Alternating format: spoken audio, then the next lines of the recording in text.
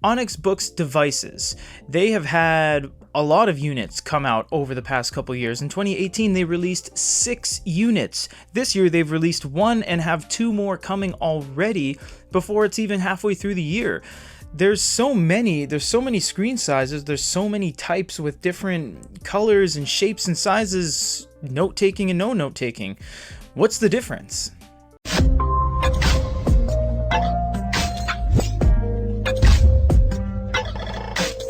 Onyx has every screen size under the sun, from 6 inches all the way up to 13.3, and we're starting with the 6-inch devices. This is the Polk and the Polk Pro. The Polk Pro is the higher end of the device, around the $170 mark, but it does have Android 6.0 with 2 gigs of RAM. The Polk is the entry-level device. It doesn't have nearly as high of an Android version, and is for people that primarily just want to do reading. None of these have any note-taking capabilities whatsoever.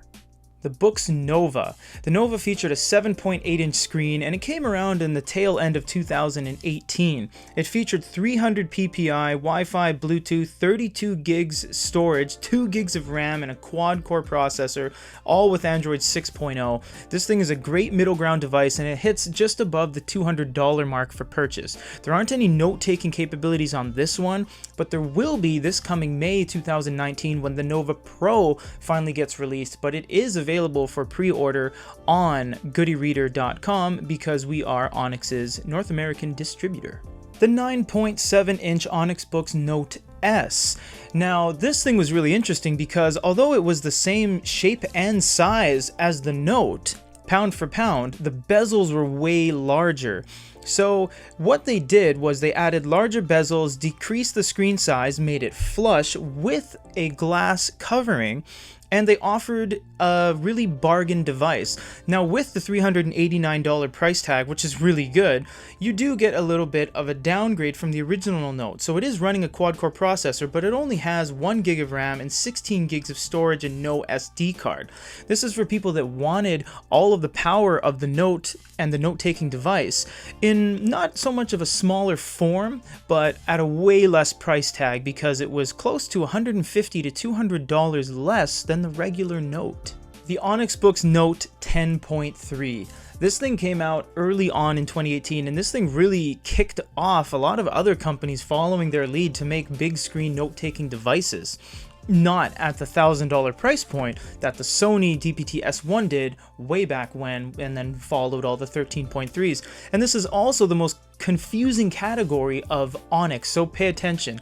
The Onyx Books Note 10.3. This was the original one with a non-flush screen and bezel. There's about a millimeter gap of it is depressed into the device. It doesn't have an SD card. It was one of the first devices ever to run USB-C. It is still quad-core. It's 2 gigs of RAM. It has really good note-taking capabilities.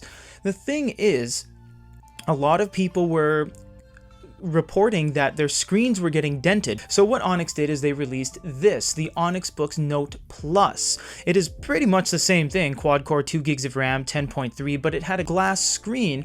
It still had the amazing capabilities of the Note, but there were no scratches anymore on the screen. However, with this was a slightly bigger price tag at launch and a little bit less writing experience feel. For example, drawing on the Note with the stylus was really good, kind of pen to paper feel, not as good as the Sony or the Remarkable, but when you put that glass screen on it, you kind of get the Apple iPen Galaxy Note kind of experience where you're drawing on a piece of glass, it feels, because you are drawing on a piece of glass. You still got all of the great capabilities of it, but it had glass on it to protect it from denting.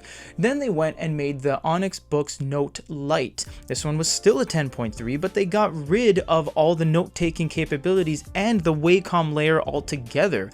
This was because you could get the device itself, and for people that did want the big screen, that didn't want all the note-taking interruptions of saying, wow, you know, I really wanted this just to read PDFs and stuff. I didn't want all this Wacom layer and a stylus that I'll lose and a higher price tag. They could buy the Note Lite. That gave them the option at getting all of the power of the Note, but basically none of the high-end price tag. Note is also going to have a Pro version coming out this May. We don't have any word on exactly when it will be out, but we think around the May-June part of 2019, and it is available for pre-order on goodyreader.com. 13.3. Look how big this thing is. This is currently the largest size of devices on the e-reader market. The next one for consumer purchases is the Guido, which is this, and another one right beside it with a hinge in the middle, but it's only really used for professional music producers and music composers and stuff like that.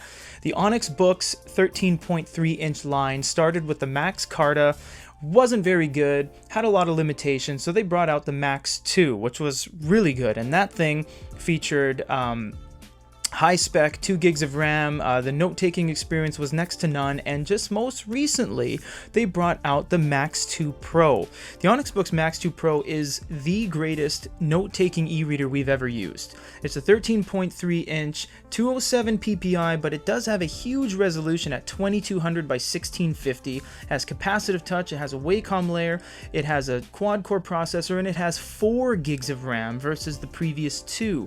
It also has 64 gigs onboard storage, it has audio, it has USB, mini HDMI, 3.5mm headphone jack. The thing is absolutely stacked, and it looks great, it performs great. They even have a white version right here celebrating their diamond anniversary that you can get kind of limited edition. This thing was a powerhouse, and it actually acts as a secondary monitor without requiring any power, unlike the Dasung. This thing can do everything under the sun, and the only thing it's missing is a glow light, and that's to no discredit of their own, because there aren't any 13.3 inch devices on the consumer market that have glow lights. There's prototypes and digital signage that do glow lights and all that kind of thing, but this is the current situation as we know it. Most of the things run USB-C, that does. This doesn't, which is weird, but who knows in the future. Onyx is one of the most versatile brands in the industry. They really are. They're like Pocketbook. They have all screen sizes. They do everything. They have note-taking stuff, they have consumer stuff, they have mid-range stuff, they have mid-range stuff that they're gonna put note-taking stuff on, and they have huge professional, consumer, prosumer, professional realm, where this is basically you can do anything with it, and all at the price less than an iPad. So this is the Onyx lineup as we know it as of 2019 February, kind of end of February. We're gonna get into some new stuff coming out from Onyx in the near future, and stay tuned for more videos on goodyreader.com and youtube.com/goodyreader. Lots of contests coming up too, who knows, we might give one of these away for goodyreader.com, and a full wrap-up of the current Onyx lineup. This is Peter.